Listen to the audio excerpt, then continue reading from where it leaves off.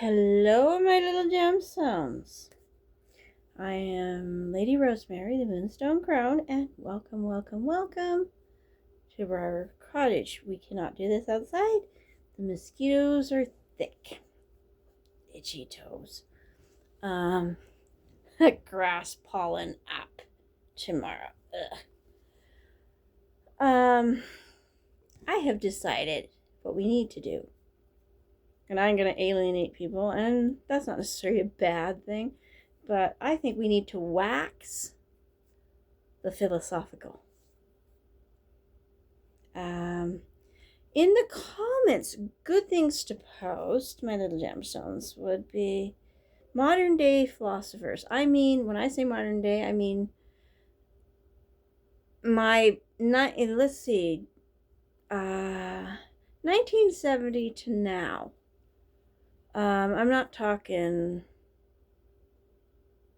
ancient Greece times, because some things, the more things change, the more things stay as the same. We still have the same poverty, we still have the same corruption, political corruption, the same big gap between the wealthy and the poor.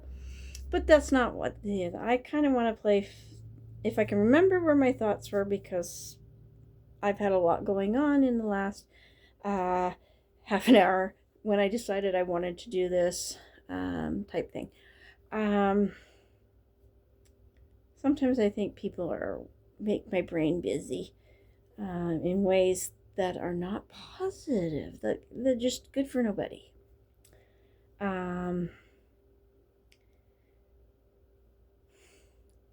The train is departing, but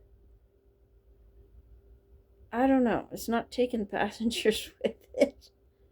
Anyways, let's wax philosophical. Oh, yeah, that's what it was. My entire life has been an exercise in so many ways, in lots of ways, that have made me feel invalid as a person. And so I want to put some thoughts out there about things, because I'm one of those that if roads went a little bit different, what would the world look like today? Here's one. If King Henry VIII had been able to have his first wife and not had to remove himself from Rome and cut off the Pope for England and the English Empire, would we have modern day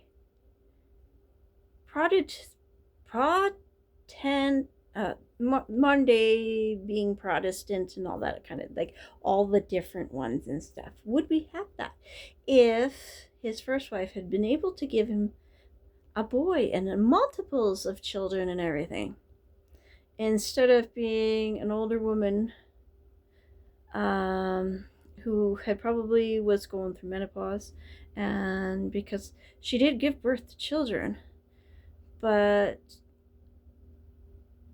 she had problems. So there you go. This is kind of the direction we're going. What would the world look like? If we didn't have night people,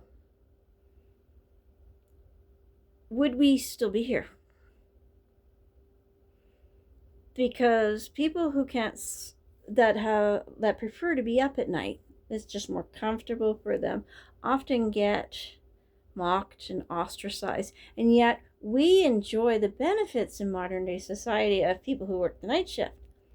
Hospitals don't close. We have first responders, and all sorts of wonderful. Think of all those 24/7 convenience places. What would the world look like if 7-Eleven closed and wasn't open 24/7, or your McDonald's, or a Circle K, or whatever? Think about all that kind of stuff. Or in the places that have Walmarts that are open 24/7. if we didn't have people that were willing to be open to being at night,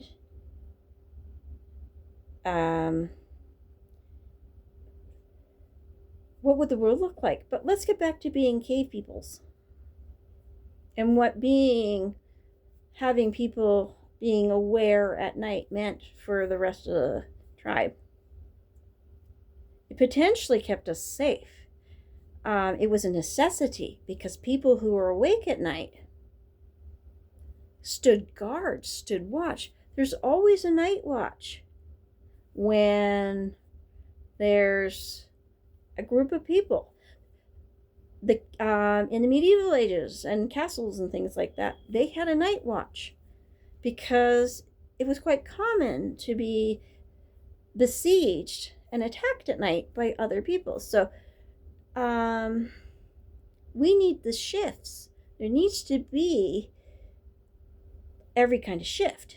Day shift, you gotta have that early morning shift. There are people who are perfect for that. And then there are people who cross over. So, the difference between being farsighted and nearsighted. People who are nearsighted get far more comfort for being not able to see than people who are farsighted. We either are stood at and looked at like things of wonder. Wow, you can see that far? Like it's some freaking mystery, but is normal to somebody who is farsighted.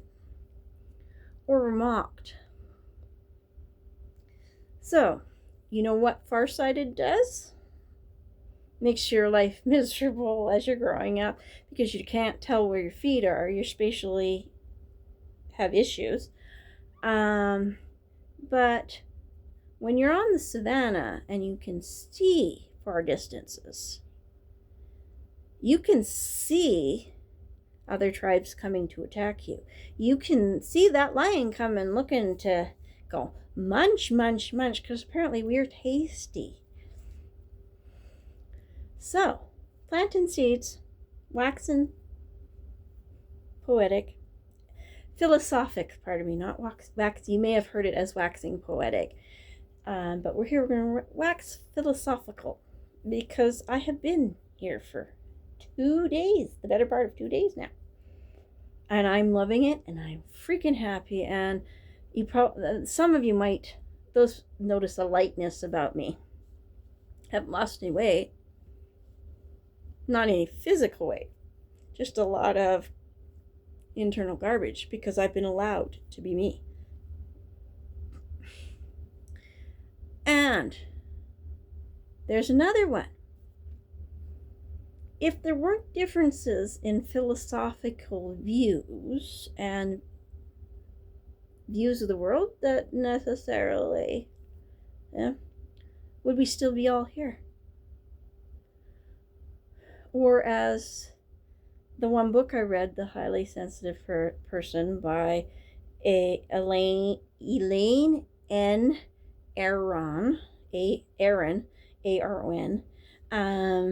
so has eloquently put it, there's the philosopher kings and the warrior kings. Now, if we were all warrior kings, what kind of a world would that look like?